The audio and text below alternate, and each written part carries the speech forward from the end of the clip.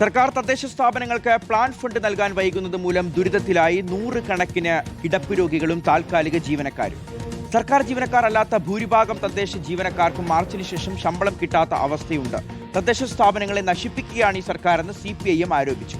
ആദ്യ ഗഡു അടിയന്തരമായി നൽകാനുള്ള ശ്രമമാണ് നടക്കുന്നതെന്ന് തദ്ദേശ വകുപ്പ് മന്ത്രിയുടെ ഓഫീസ് അറിയിച്ചു. ഒരു വർഷത്തിൽ ഈ ഭിന്നശേഷി കുട്ടികൾക്ക് സ്കൂളിൽ പോകുന്നതിന് കിട്ടുന്ന ഒരു തുച്ഛമായ ഒരു സ്കോളർഷിപ്പാണ് ഈ പറഞ്ഞ തുക. ഇതുപോലും ഞങ്ങളോട് ഇങ്ങനെ ഒരു അനാസ്ഥ കാണിക്കുന്നതിൽ ഞങ്ങൾക്ക് വളരെയധികം ബുദ്ധിമുട്ടുണ്ട്. ഇതാണ് സംസ്ഥാനത്ത് എല്ലായിടത്തും അവസ്ഥ. ഏപ്രിൽ മാസം കൊടുക്കേണ്ട പ്ലാൻ ഫണ്ടിന്റെ ആദ്യ ഗഡു ജൂലൈ അവസാനിക്കാറായിട്ടും സർക്കാർ നൽകിയിട്ടില്ല. കഴിഞ്ഞ LDF സർക്കാർ നൽകേണ്ടിയിരുന്ന 2025 അവസാന ഗഡു കൂടി കിട്ടാതിരുന്നതോടെ ഭരണസ്തംഭനമാണ് എല്ലായിടത്തും.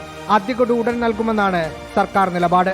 അപ്പോൾ തദ്ദേശ സ്ഥാപനങ്ങൾ നടത്തുന്ന ഈ വികസന പദ്ധതികളാകെ മുടങ്ങിപ്പോകുന്ന ഒരവസ്ഥയാണ് ഉള്ളത്. ഇതിനെതിരായിട്ടുള്ള പ്രതിഷേധമാണ് ഈ മാസം 30-ാം തീയതിയും അടുത്ത മാസം 1, 3 തീയതികളിലും വലിയ പ്രതിഷേധം നടത്തി ഗവൺമെന്റിനോട് ഈ കാര്യം ഉന്നയിക്കുക എന്നുള്ളത്.